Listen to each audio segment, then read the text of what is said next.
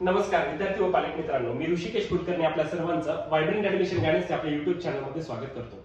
मित्रांनो, अत्यंत महत्त्वाचा एक निर्णय महाराष्ट्र गव्हर्नमेंटने घेतलेला आहे, ते म्हणजे मुलींसाठी जे शिक्षण केलेलं आहे ते टोटली फ्री केलेलं आहे. होय, तुम्ही बरोबर ऐकताय. आपण गेल्या वेळेस पण सांगितलेलं होतं, परंतु एक ऑफिशियल जीआर आलेला नव्हता. चंद्रकांत पाटील यांनी एक घोषणा केली होती काही दिवसापूर्वी की शैक्षणिक शिक्षण हे मुलींसाठीचं आपण फ्री करणार आहे. आणि कालचं जे शैक्षणिक धोरण सादर केलेलं आहे, अर्थसंकल्प जो सादर केलेला आहे, तर त्याच्यामध्ये या गोष्टी नमूद केलेल्या आहेत. लवकरच त्याचा एक्झॅक्ट जीआर देखील येईल. तो जीआर आल्यानंतर मी तुमच्या समोर घेऊनच येणार आहे. मित्रांनो, एक्झॅक्टली काय सांगितलेलं आहे तर याच्यामध्ये वेगवेगळे कोर्सेस आहेत. याच्यामध्ये इंजिनिअरिंग कोर्सेससाठी जे मुली तयारी करत आहेत त्यांचं शिक्षण फ्री असणारे सांगितलं, मेडिकल फील्डमध्ये फ्री असणारे सांगितलेले, लॉ मध्ये आहे, फार्मसी आहे, ऍग्रिकल्चर आहे. या अशा वेगवेगळ्या डिपार्टमेंट मधल्या सर्व कोर्सेससाठी हे शैक्षणिक धोरण राबवलं जाणार आहे. मित्रांनो, मग याच्यामध्ये एक्झॅक्टली गोष्ट महत्वाची काय आहे बघा. महत्वाचं असं आहे की ज्या पालकांचं इन्कम हे 8 लाखापेक्षा कमी आहे, अशा पालकांच्या मुलींसाठीचं शिक्षण हे फ्री असणार आहे असं सांगण्यात आलेलं आहे.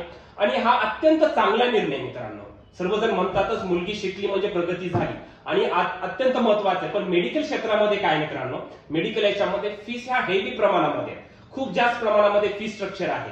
सेमी गव्हर्नमेंट कॉलेजला जरी तुम्ही मेहनत करून चांगला स्कोर आणला, समजा आता लास्ट इयरचा सिनारिओ सांगतो, 550, 530, 540 मार्कच्या विद्यार्थ्यांना एमबीबीएस सेमी गव्हर्नमेंट मिळालेलं आहे. परंतु एमबीबीएस सेमी गव्हर्नमेंटच्या फीस कशा आहेत, महाराष्ट्रामध्ये कमीत कमी 7 लाखापासून 14.5 लाखापर्यंत फीस आहे. आता 8 लाखापेक्षा कमी उत्पन्न आहे, तर फीस किती भरावी लागते, तर ईबीसी नुसार विद्यार्थ्यांना अर्धी फी भरावी लागते. समजा एखाद्या कॉलेजची फीस 8 लाख आहे, तर कमीत कमी 4-4.5 लाख रुपये फक्त ट्युशन फीस आहे. हॉस्टेल मेस तर वेगळंच असते, पण 4-4.5 लाख रुपये ट्युशन फी भरणं देखील सोपी गोष्ट नाहीये. 1 वर्ष नाहीये, 4.5 वर्ष फी भरायची आहे. सामान्य भागामधल्या विद्यार्थ्यांनी त्या मुलीच्या आई वडिलांनी कसं शिकवणं गरजेचं आहे. खूप मेहनत करून येतात, ग्रामीण भागातून पालक असतात. अनेक विद्यार्थी असे आहेत माझ्याकडे मी पाहिलेले उदाहरण की त्यांना चांगला स्कोर आलाय, परंतु एवढी फी भरू शकत नाही. मग सर दुसरा ऑप्शन काय, तर बीएमएस गव्हर्नमेंट घेतात, काही जण बीडीएस गव्हर्नमेंट निवडतात. परंतु त्यांची इच्छा असते एमबीबीएसच करायचंय, पण गव्हर्नमेंट जर 10-20 मार्कांनी हुकलेला असेल, गव्हर्नमेंटमध्ये फीस कमी आहे परंतु सेमी गव्हर्नमेंट भेटत नसेल, तर विद्यार्थी तरी किती रिपीट करणार आहे. शेवटी काय करतात अनेक विद्यार्थी, मग बीएमएस आम्ही घेतो, काही विद्यार्थी बीडीएस घेतात, काही विद्यार्थी वेगळा पर्याय निवडतात. कशामुळे, तर फी स्ट्रक्चरमुळे.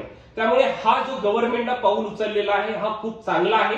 सर्व मुलींसाठीचा एक खूप मोठी घोषणा आहे, आणि त्याच्यामुळे मुलींचं शिक्षण आता सोपं झालेलं आहे, आणि त्यांना देखील कुठेतरी फीस मध्ये हातभार भेटणार आहे, ज्यांची ही कॅपॅसिटी नाहीये. अशा पालकांसाठी आणि विद्यार्थ्यांसाठी खूप चांगली गोष्ट आहे. सर्व विद्यार्थ्यांपर्यंत ही गोष्ट पोहोचवा मित्रांनो. ऑफिशियल जीआर आल्यानंतर मी तुमच्यासोबत घेऊनच येणार आहे. फक्त याच्यामध्ये काय आहे, तर मेडिकल क्षेत्रामधल्या सर्व कोर्सेससाठी तुम्हाला याचं बेनिफिशियल असू शकणार आहे. मग याच्यामध्ये आता काही प्रश्न असे उभे राहतात की काही NT1 मध्ये आहेत, काही एससी एसटी कॅटेगरीमध्ये ऑलरेडी ट्युशन फी माफ होते, एनटी मध्ये 10% फी भरावी लागते, त्यानंतर ओबीसी मध्ये अर्धी फी भरावी लागते. तर या कॅटेगरी मधल्या विद्यार्थ्यांसाठी देखील कशा पद्धतीने प्रोव्हिजन असू शकेल का ओव्हरऑल 8 लाखापेक्षा ज्यांचं कमी आहे सर्व मुलींना फ्री होईल, ह्या थोड्याशा गोष्टी संभ्रमामधल्या आहेत. त्या लवकरच जीआर मध्ये कशा पद्धतीने येतील ते आल्यानंतर मी तुम्हाला सांगेनच.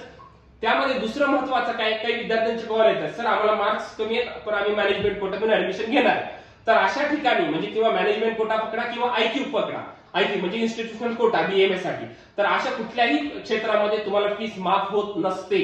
जर तुमचा मार्क्स प्रमाणे गव्हर्नमेंट किंवा सेमी गव्हर्नमेंट कॉलेजमध्ये नंबर लागत असेल तर नक्कीच तुमची फीस हे टोटली माफ होणार आहे.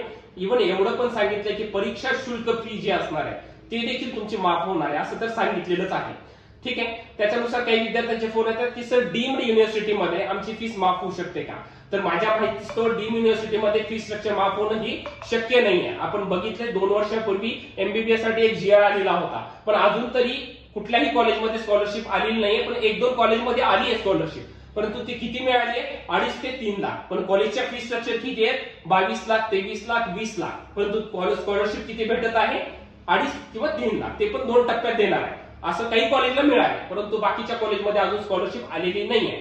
त्यामुळे डीम साठी स्कॉलरशिप भेटेल का किंवा शिक्षण हे टोटली माफ होईल का मुलींसाठी, हे संभ्रमात टाकणारी गोष्ट आहे. शक्यतो तर नाहीच आहे, परंतु हा लाभ सर्व गव्हर्नमेंट कॉलेज, सर्व सेमी गव्हर्नमेंट कॉलेजमध्ये नक्कीच मिळणार आहे. त्यामुळे सर्वांनी ज्यांना ऍडमिशन मिळतंय, जे विचार करत होते, यावर्षी देखील माझ्याकडे काही पालक आहेत की सर आम्ही फीस भरू शकत नव्हतो, पण हा जर निर्णय आमचा असा निर्णय जर यावर्षी आला तर खूप चांगलं होईल. अशा सर्व पालकांसाठी ही खूप आनंददायी गोष्ट आहे, कारण की आपला विद्यार्थी डॉक्टर व्हावा असं प्रत्येक विद्यार्थी आणि प्रत्येक पालकांची इच्छाशक्ती असते मित्रांनो.